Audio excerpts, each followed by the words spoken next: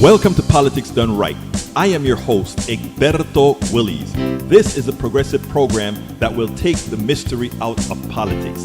This is the program that will encourage you to make sure government becomes we the people.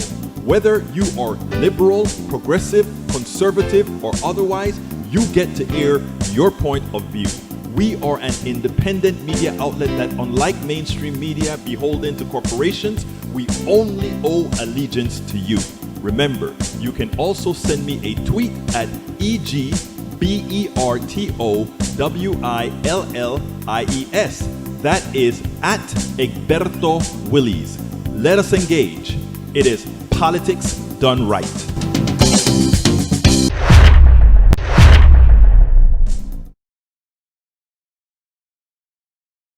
I'm Egberto Willies, your host. Thank you so kindly for being a part of the show. We are going to have a great show for you today.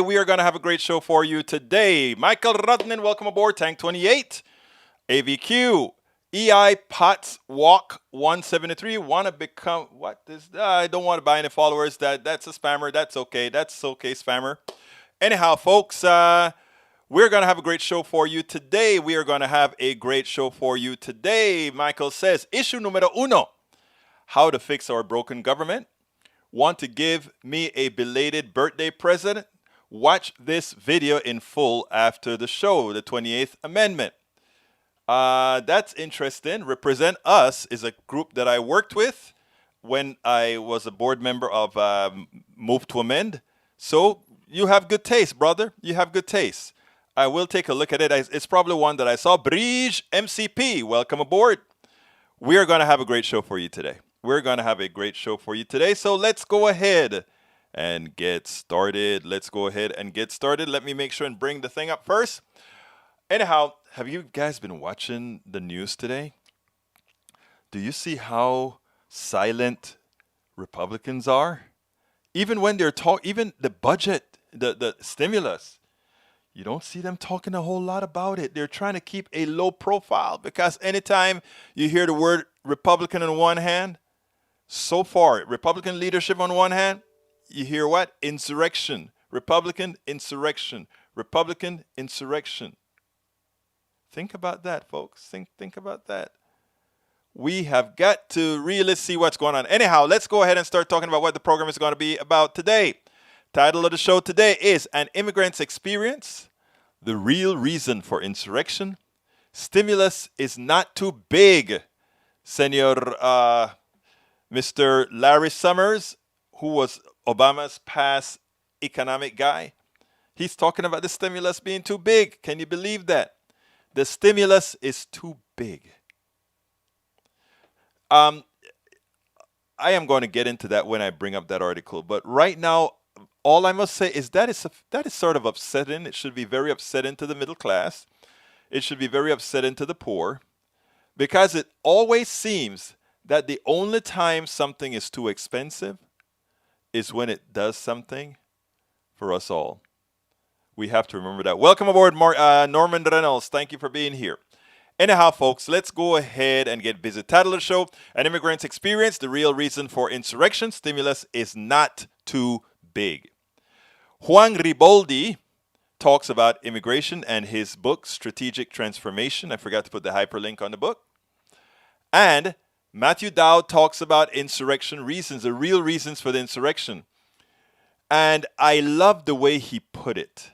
But I had a few additions that I wanted to add to what he had to say. But it's what he had to say was so important, was so spot on. Hello, Linda. Welcome aboard. So I want you guys to take a look at that when I show that. And then, of course, there's Larry Summers. We're going to talk about Larry Summers.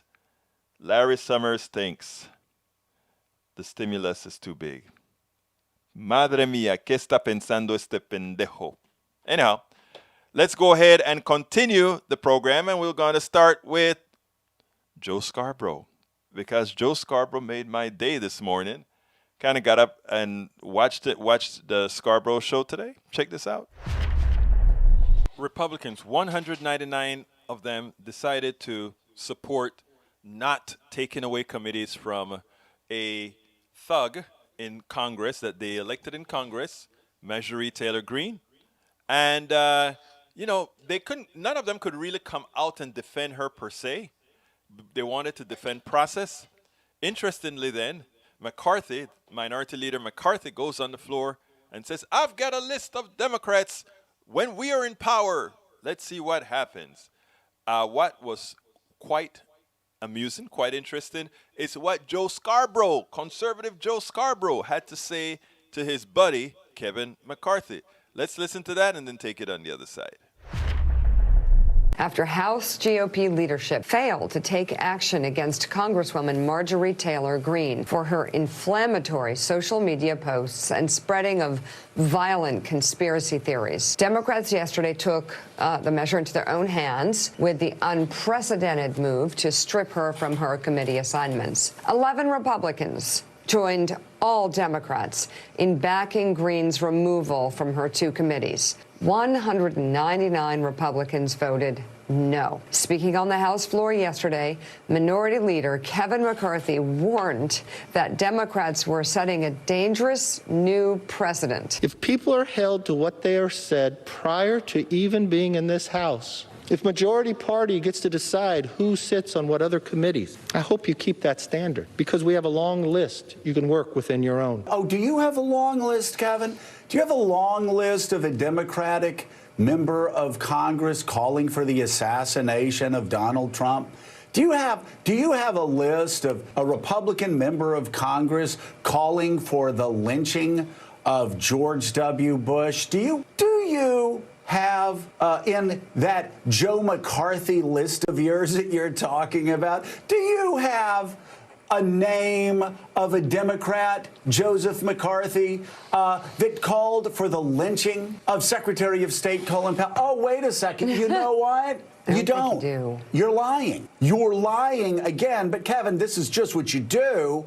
You don't have a list of anybody that has said anything remotely resembling what this QAnon Republican lady has said. Talking about Jewish space lasers burning the California, Kevin. Burning forests in California. Kevin, you know, she actually supported the assassination of your counterpart on the Democratic side, Nancy Pelosi. I'm wondering, Kevin, in that list of yours, I have with me a list of 237 communists in the blah, blah. What's wrong with you, Kevin? Do you think we're as stupid as you? Because I would love for you. Go on the House floor today, Kevin, and give us the name of the Democrat who, before they were Democrat, called for your assassination, called for a bullet into your brain. Give us the name, Joe McCarthy, or keep your mouth shut. We're not that stupid. The 4 years of McCarthyism is over. So stop your lying to the American people. Why don't you just have a picture of Joe McCarthy behind you? I must admit, I enjoyed that because I don't know if you remember the old Joe. The old Joe would have found some way to defend.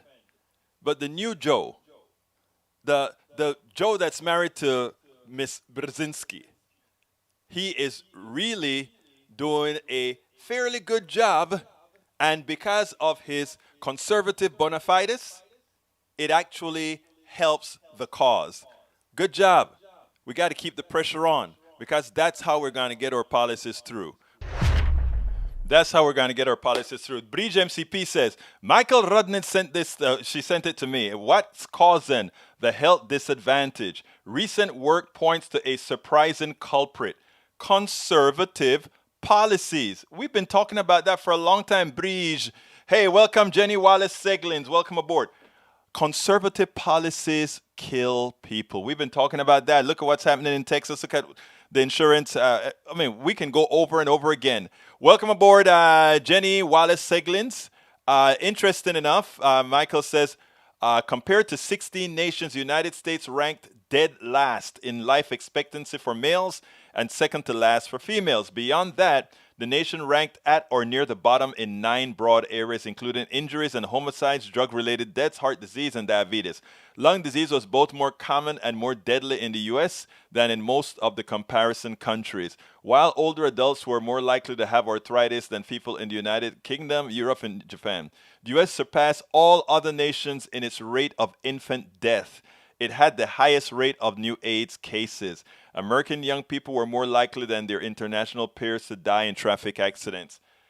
We had a worse death rate for our kids than Cuba.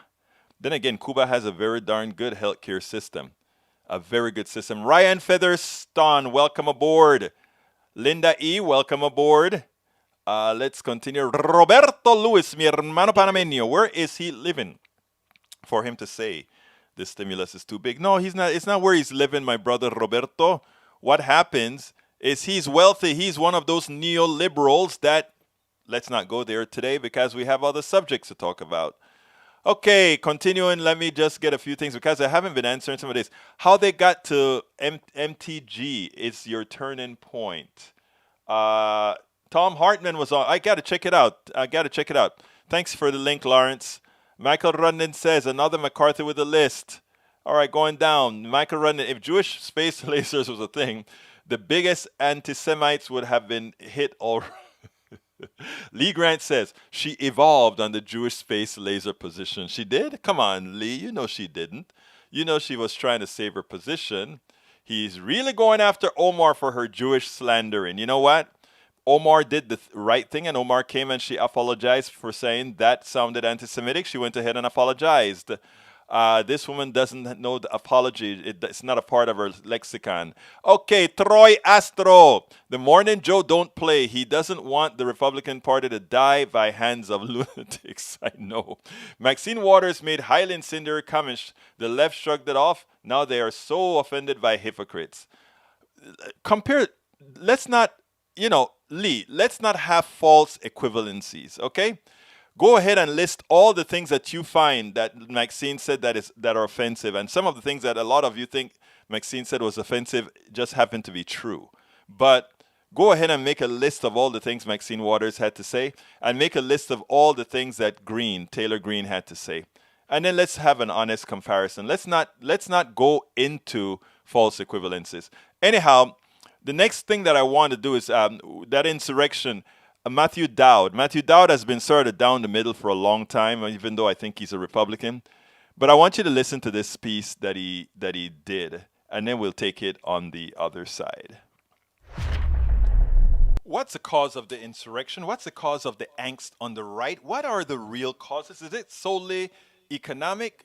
Well, as I've always spoken about, it is economic, but there is a thread that's used to justify the economics. I want to play Matthew Dowd, who is one of the few that are willing to tell it like it is, but I want to take it a little step further after that. Check this out, and then we'll take it on the other side, because I think this is quite important.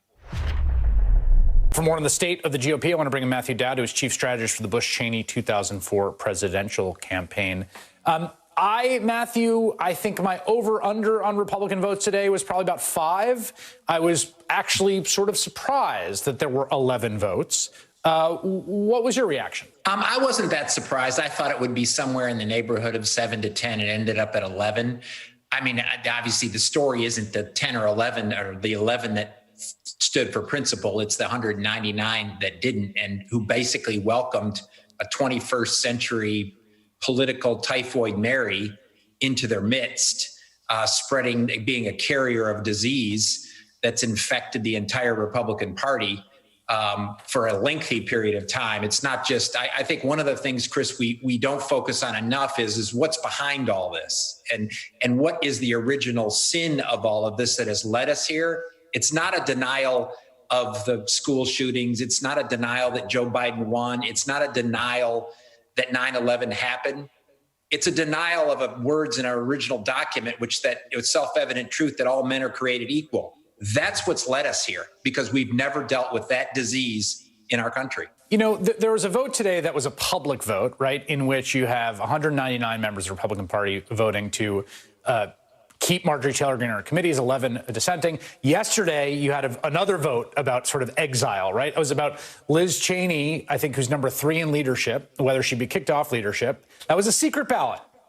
You had 61 Republicans that wanted to kick her off for the sin of voting to impeach the president.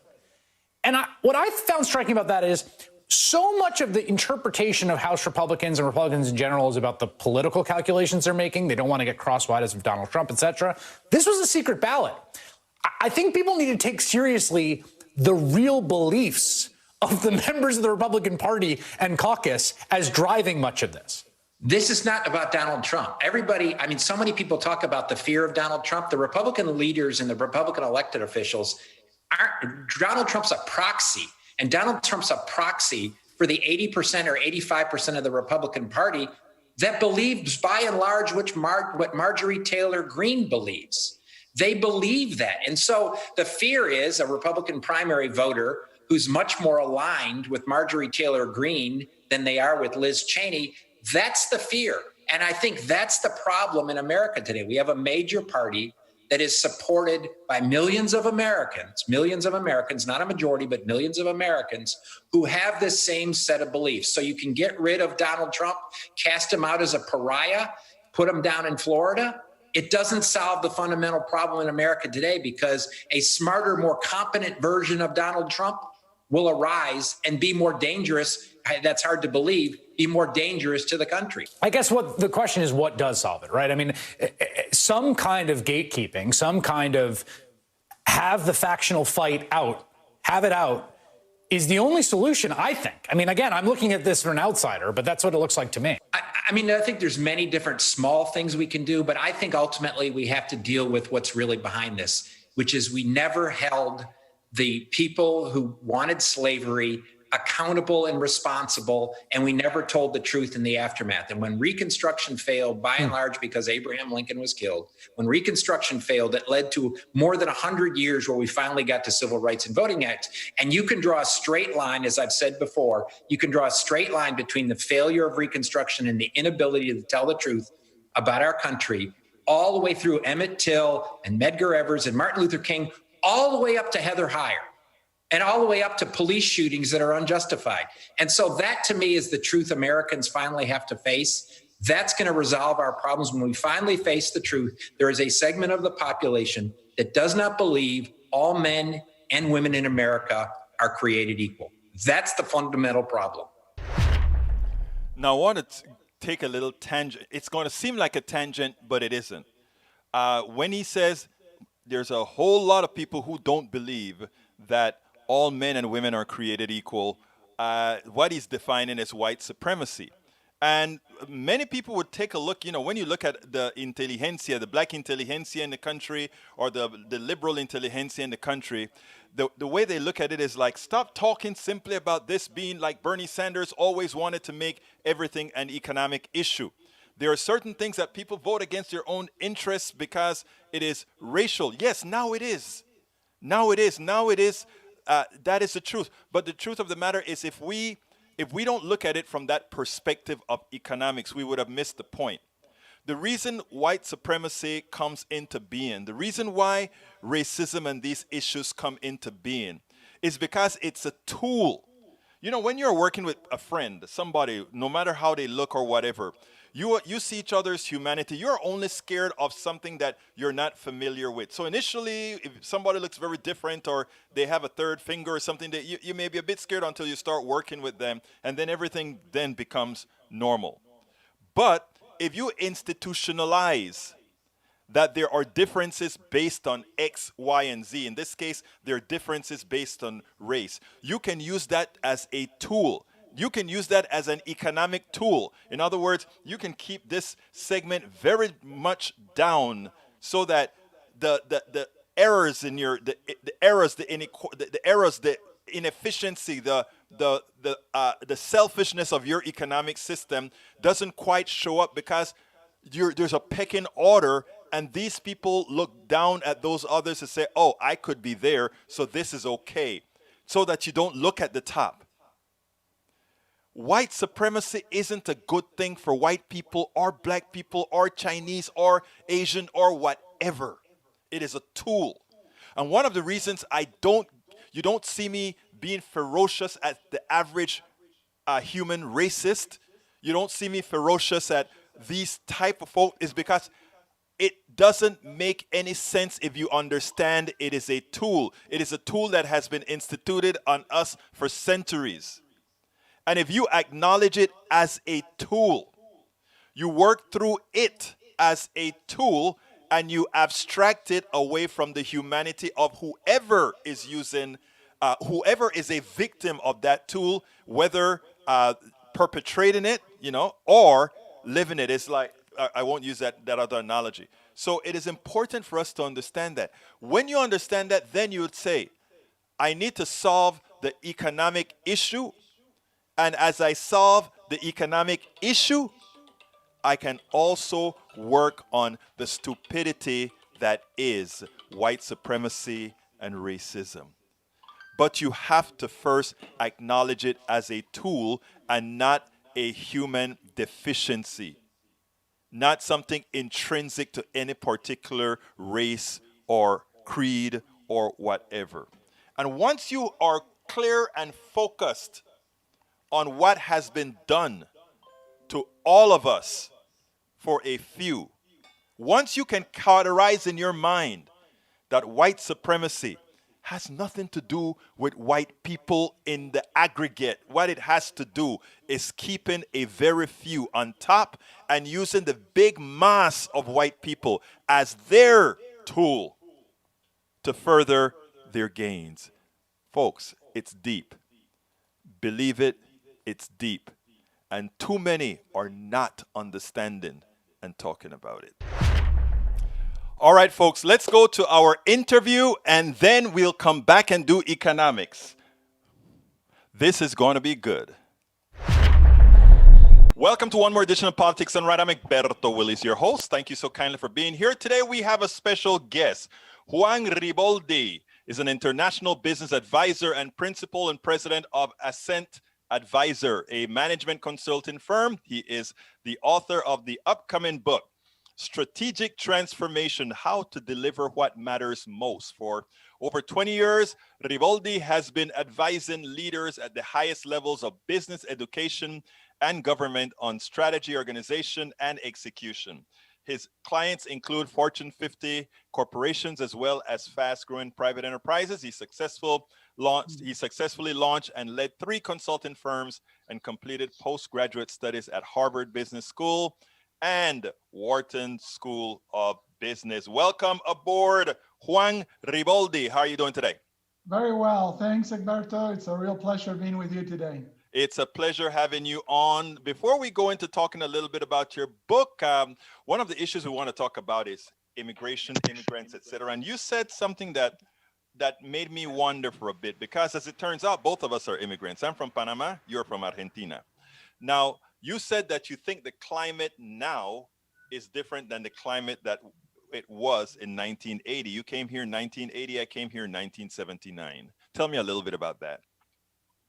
Well, definitely it was a very different experience back then. The immigration policy was a lot simpler, and the path to becoming a legal citizen, if you were qualified and met some basic requirements, didn't cost as much money, and it didn't take as long. In my particular case, it was pretty straightforward. I was an international student, ended up marrying an American, and it really, in a matter of 3 years and $300, I was a legal citizen of the United States, and I've been very happy all that time.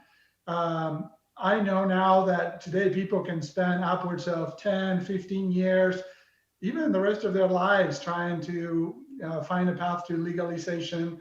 And I have friends that have spent over $60,000 in legal fees and procedures, and they're still not able to finalize their paperwork. So it shouldn't be that complicated and that expensive for qualified immigrants. That's essentially the point. Now, there are some that would say that, well, there are other countries where you can't even do that. You can't ever become a real citizen of that country. So we are a special country in that all of us, I'm a U.S. citizen, you're a U.S. citizen, we have the ability to adapt a new country and can be anything in this country, of course, except being president, but can be anything else in this country. Yeah, definitely it is a country of great opportunities. And the United States has historically set a very high bar for the rest of the world.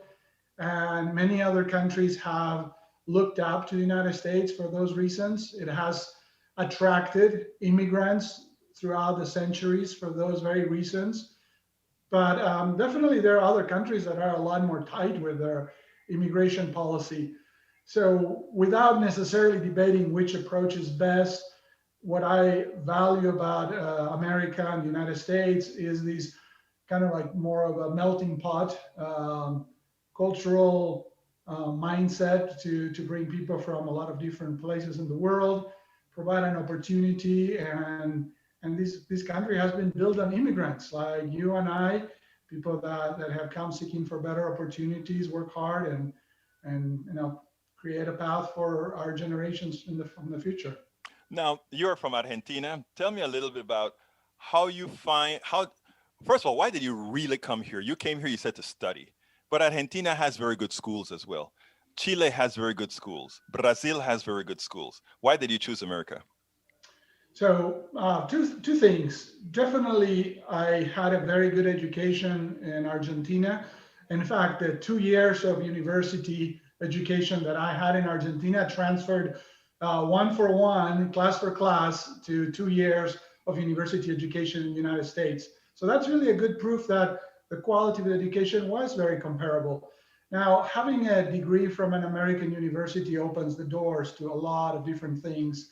I know full well that the opportunities that I've had since graduating from universities here has been significantly better had I stayed in Argentina.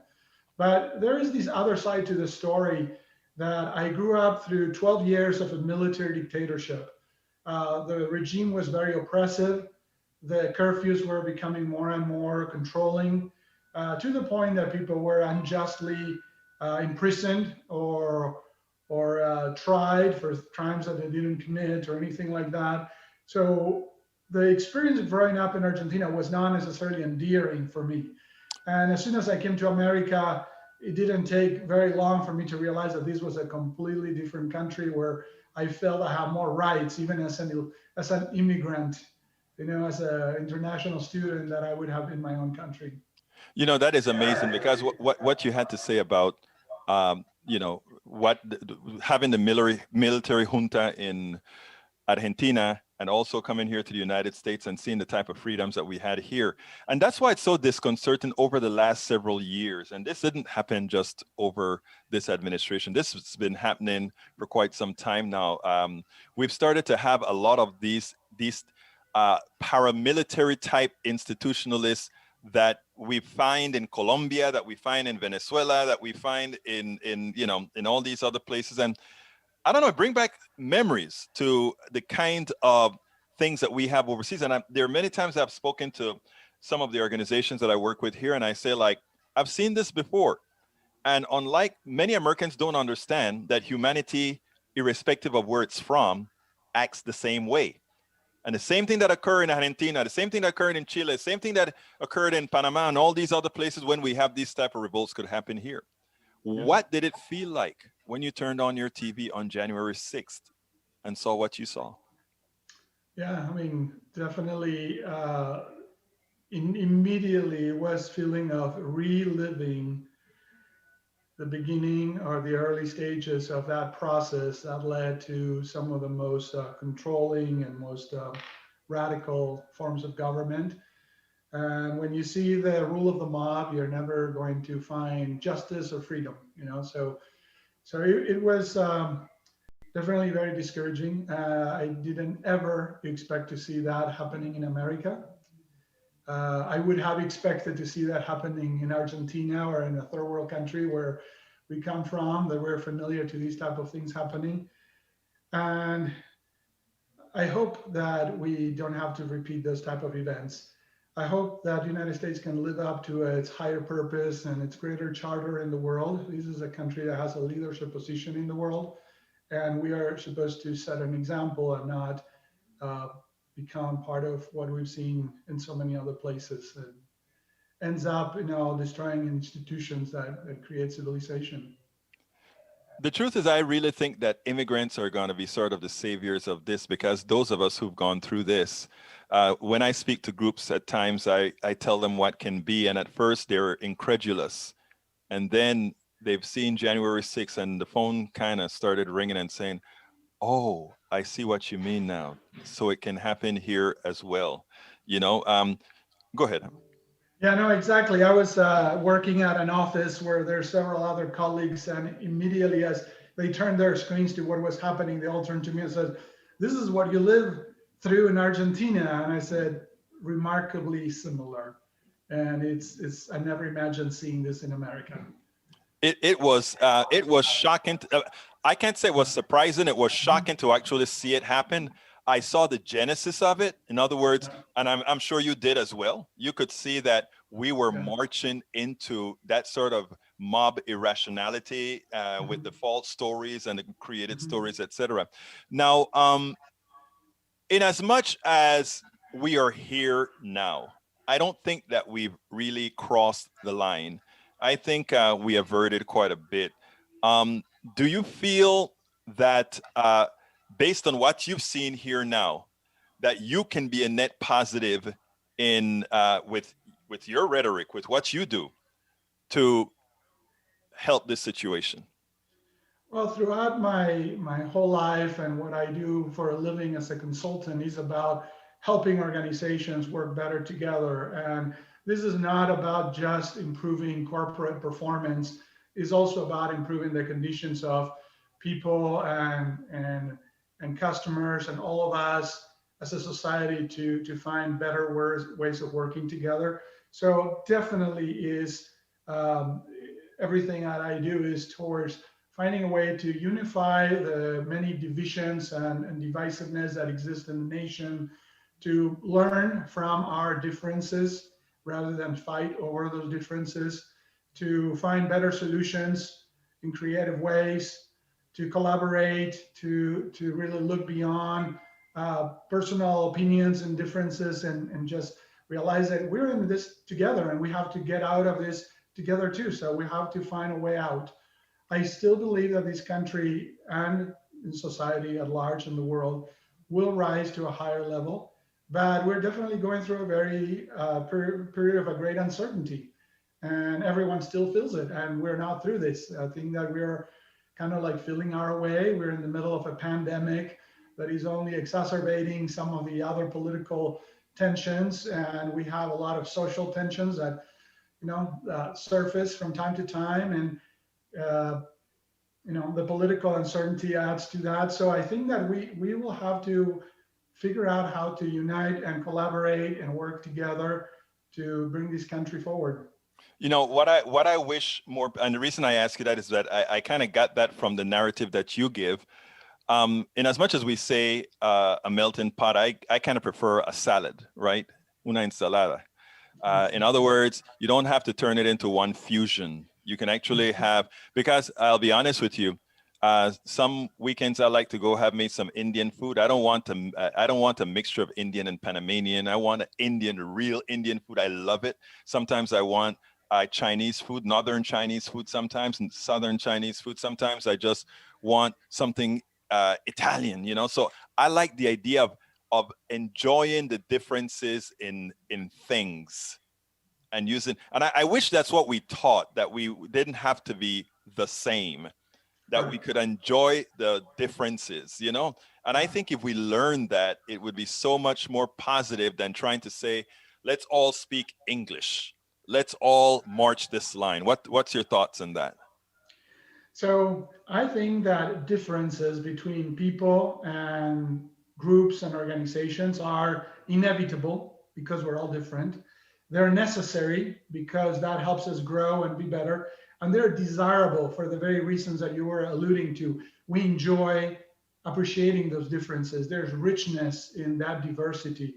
So if we can start looking beyond those differences as being a problem, an obstacle, something that we need to overcome or get everyone convinced that there's one right way, there is not one right way.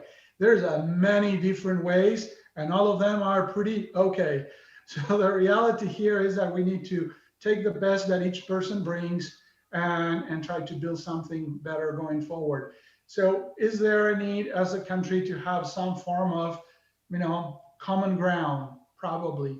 I mean, we have a constitution is our common ground. We have a set of laws. That's our common ground. There are common grounds that we all at some point need to agree to.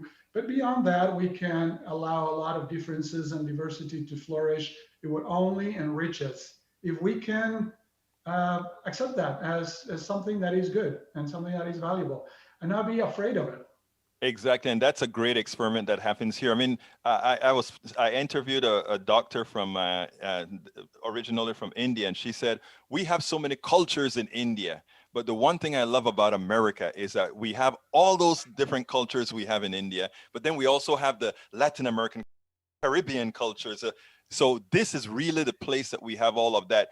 And the magic is that we've held it so long. And what's going to be difficult is for us to hold it all together even as we grow. Let's talk a little bit about strategic transformation, how to deliver what matters for most. Tell me about your book. I didn't read it, but I love the title.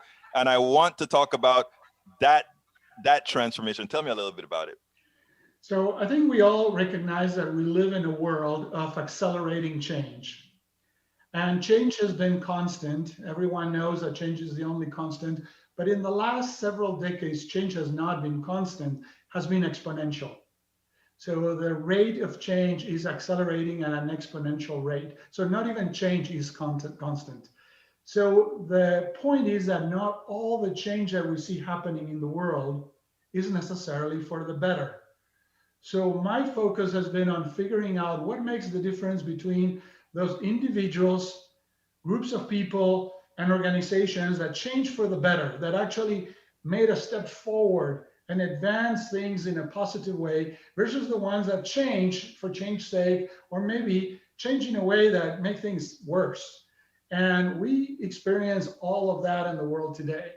The part that is very interesting is that even as I research this topic of organizational change, you find that there's a third of changes that are very successful. The companies like Apple Computers and Microsoft and Google and all that do extremely well. There's a third that somehow just stay in the game and are able to keep up with the economy and the competition. And there's a third that essentially become less and less relevant and ultimately may go out of business. And unfortunately, we see a lot of people in that bucket too. So the question is that just the kind of a random thing? And when you really look closely inside of what those individuals, people, and organizations did, they made choices that help them make the change a positive thing. And the fundamental choice behind all of this is whether we see the change going on out there as an opportunity or as a threat. The moment that you see what is going on as a threat, we start becoming defensive, we start protecting ourselves, we start distancing ourselves from others, and you start even blaming others. And at that point, you are creating a self-fulfilling prophecy that you will actually lose out in the process. People that look at what's happening as an opportunity reframe the real threats in the situation. It's not like the threats are imaginary. They are very real, but they reframe them as an opportunity and find a way forward in that we benefit from it. And all of a sudden, then the people that are potentially a threat become my partners and become the people I work with to find a solution. And we work through solutions to achieve a higher state. And when I talk about strategic transformation, is that I see all the time individuals and organizations that are choosing to move to that higher level. And as they do that, they do things that are remarkable. And they take us forward. They're advancing our standard of living, our civilization to a whole new level. And that's what I'm really excited about, to help move in that direction. Well, listen, Juan, examination. I tengo un examen para ti ahora. Quick exam. Exxon has been lobbying Congress to really make believe that there isn't this thing called climate change. You're a consultant. you were hired by Exxon to make things right, because Exxon is going into the ground, because people are realizing climate change is real. They've been doing exactly what you said. They've been looking at climate change not as an opportunity. They've been looking at climate change as a problem that they had to fight. It is Juan Riboldi's time to go speak to one of the executives at Exxon. What are you going to tell him? So the point is, there's no point on denying the changes that are going on in the world, climate change being one of them, and many other trends. The real opportunity for organizations like Exxon is to find the opportunity in that situation. And in this moment, I probably couldn't tell exactly what that is, but I'm sure that even in the acknowledgement of realities like climate change, we can find ways that companies like Exxon can be a partner, a global citizen, in not only solving this problem, but addressing it in creative ways through the technologies and the markets that they serve. It may sound like, not likely right now. People may want to say, all fossil fuels are the problem.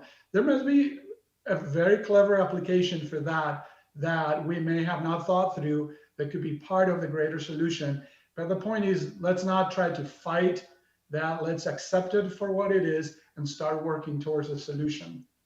I think that is so important, because I'm going to pick up on what you just said right there.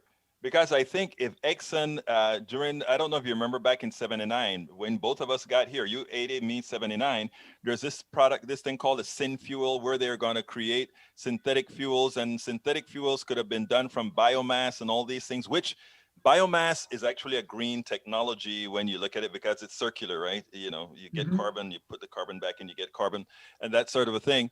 And how long ago was 79 again? My daughter is pretty darn old now.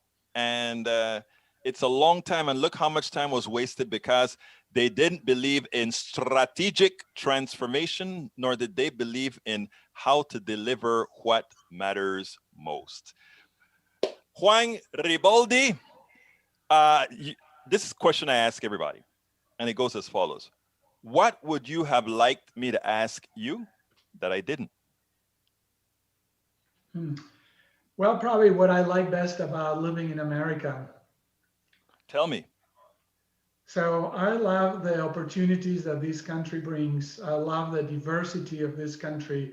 Even in the chaotic and convoluted times that we live, I still feel that this country allows for a lot of different views and expression of those views. And even when those views sometimes lead us into violent encounters, I think that we as a society are able to rise above all that, and just like we've seen happening recently, still have a peaceful transition of power to a new presidency. And that is an example that I think is a legacy of this country, and I want to last forever.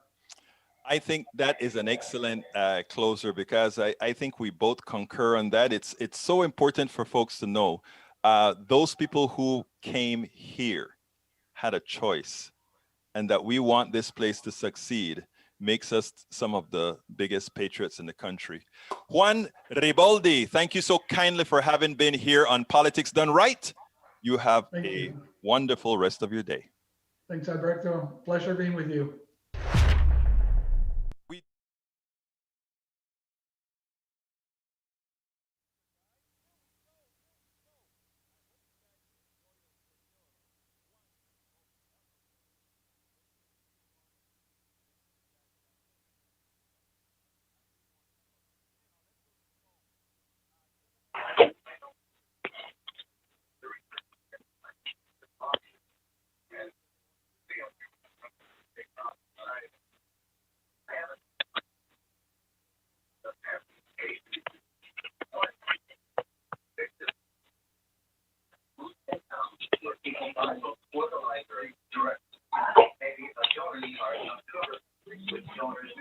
Can you hear me? 713, are you there? Yes. Okay, talk to me. This is Ryan. Go ahead, Ryan. Is this open forum?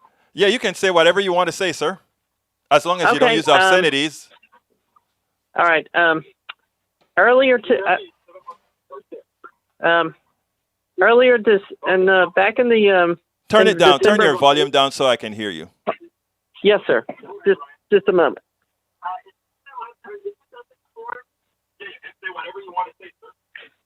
Okay. Can you hear me now? Yes, I can. Okay, good. All right. A couple of years ago, I had talked about that I'd been leaning independent, that I'd been following well, actually, let me get to the point. I told you that I voted for Jill Stein back in 2016. Yes. And also this election year, I actually decided to go ahead and vote for, and even though I do not regret my vote for Stein, I decided to go ahead and vote for Joe Biden. Okay. And I'm not a happy camper about it, granted, but I realized that it had to be done. Well, yeah, you had to get rid of Donald Trump. A lot of people realize that. Mm-hmm. You'd like to add something to that, my friend? You did a good move. I mean, that's what I try to tell folks. Go ahead and, sometimes you have to pick the best of both evils, right? Yes, sir. I realize that now. Great. So what else would you like to add, sir? And also, I still kind of live in a divided house politically. Well, me and my immediate family are left leaning. I'm more of a socialist type, like Bernie Sanders, but my parents still kind of lean and kind of still in the Clinton era. In other words, your parents still follow what we call the neoliberal philosophy, while you follow the democratic socialist philosophy, which is what, if you ask people what they want, Ryan, if you ask people what they want, believe it or not, they're closer to you than they are to your parents. And if you ask your parents what they want, they are also closer to you than they are to the neoliberals like Larry Summers, which I'm going to talk about right now. So if you don't have anything else to add, my dear friend, let me go ahead and continue with the program. Is that okay? All right. I think I've said enough. Thank you. Thank you, brother. And you keep doing the right thing, sir. Yes, sir. Bye-bye. All right. Here's the deal, guys. I'm putting it up on the screen right now. Larry Summers, who was President Obama's economic advisor, okay? He comes out unsolicited and says President Biden's $1.9 trillion COVID-19 relief plan added to the stimulus measure Congress passed in December with the incoming administration support would represent the boldest act of macroeconomic stabilization policy in U.S. history. But then he goes ahead and he critiques it. And he says things like the following. This guy is a very elite educated economist. And he goes ahead and say things like, that amount of money placed into the economy could create inflation and it would stop the progressive motions that we want. In other words, all the progressive things that we want to do going forward, meaning Medicare for all, meaning the Green New Deal and all of that, somehow it would stunt it. This guy is an economist. I want you to read the article. It's in the blog post that I did. But let's get some economic facts together.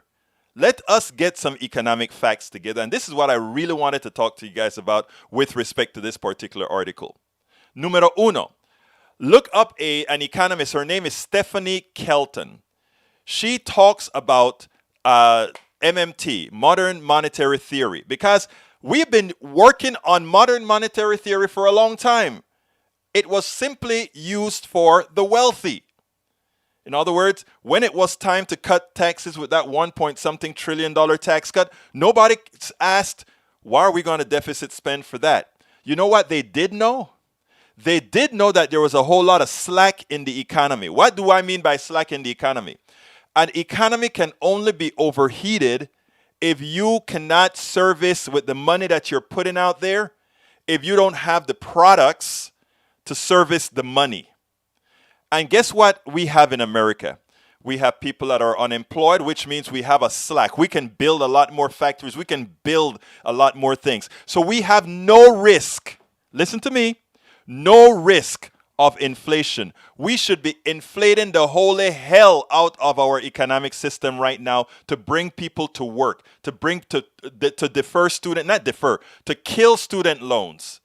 All those things would give us a revitalized economic system. Why? Because we need to start producing a lot, and there is so much slack in the economy. But here's the deal.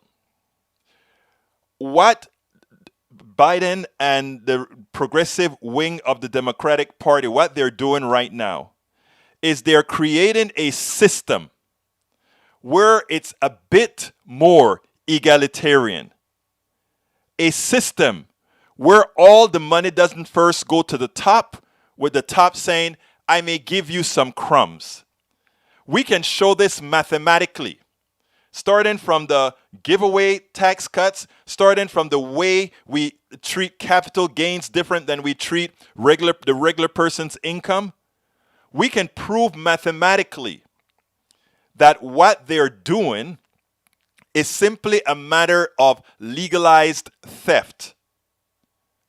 As an example, let me just I did this video a few years ago, but I'm going to just tell you about it.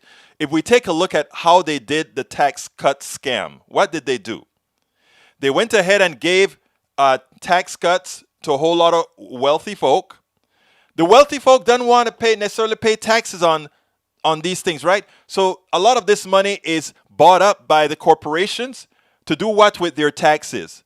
To go ahead or do what with their stocks? Buy back their stocks. When they buy back their stocks, what happened? The value of the stocks go up, right? Less of the stock. Supply and demand is not a capitalist thing. Supply and demand is a real economic thing. So the stock price goes up, and when they sell those stocks, guess what happens? Because stocks are treated differently than income, they inflate the stock price. And when they hold the stock for the necessary IRS time and release that stock, they've made a whole lot of money and paid very little taxes on it. There are all these schemes that work for the wealthy. Now, who the hell does Biden think he is to give $1.9 trillion of the wealthy people's money to the average person on the street, who's actually the people responsible for making the wealthy people wealthy? Can Bill Gates make any money on his own, the kind of money that he makes? Hell no. Can Jeff Bezos make any of that money? Hell no. If he didn't have the engineer, if he didn't have the doctor, if he didn't have the lawyer, if he didn't have the teacher, if he didn't have the garbage man, if he didn't have the secretary, if he didn't have the people sweeping the floor, they couldn't do it.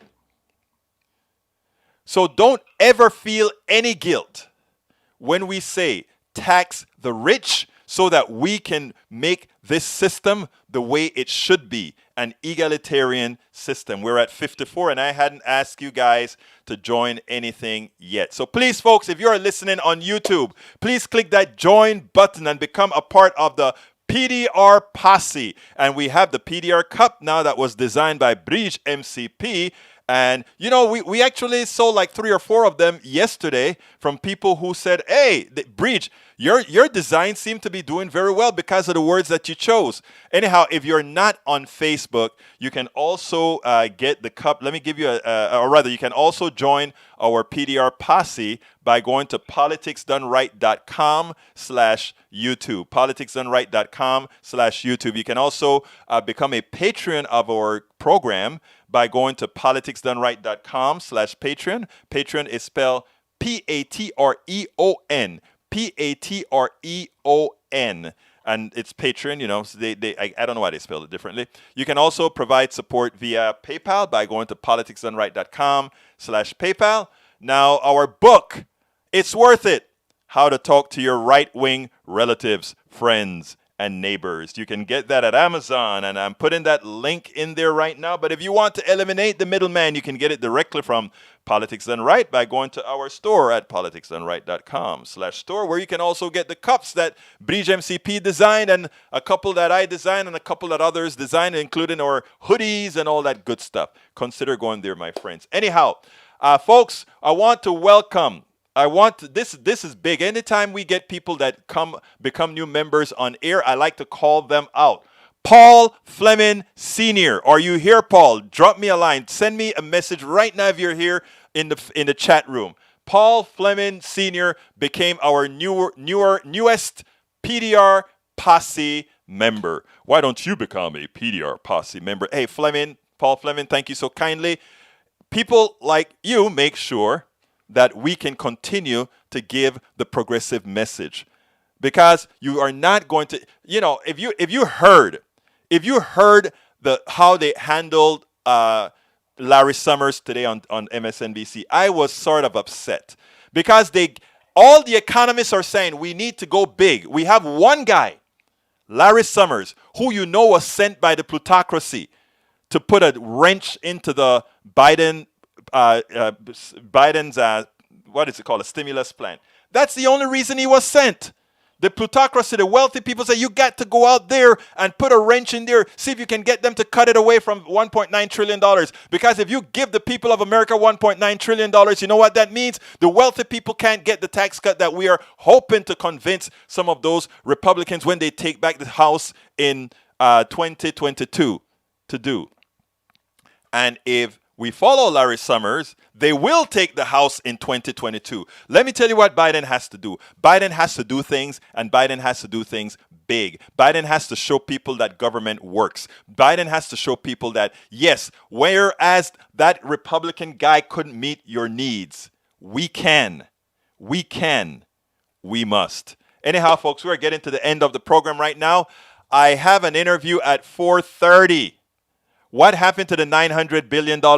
Eric, it was spent. Stop listening to right-wing radio, my dear brother Eric. I love you, brother, but you got to stop it. The right-wing machine lies to you. If you want the truth, come to Politics Done Right and some other stations. I'm sure British MCP and Norman and Eric and Michael would have places to tell you to go. Please, please, we got to do things right, my brothers. We got to do things right. Anyhow, guys, right after this show, guess who I interviewed? Tom Hartman. Tom Hartman is going to be on my show. I probably play Tom on Monday or Tuesday. He's coming to discuss his new book called American Oligarchy. I got my copy before it actually hits Amazon or anywhere else. So Tom Hartman is going to be on. So tell your folks, Tom Hartman's going to be here. The biggest liberal radio show host. He was on several channels as well. And he's going to be here. In fact, I talked to him at 4:30 right after this. So I got to go prepare for that interview. Anyhow, my name is Egberto Willies. This is Politics Done Right. And you guys know how I end this baby. Let me see if I remember. How do I end this baby again? I am what? Out.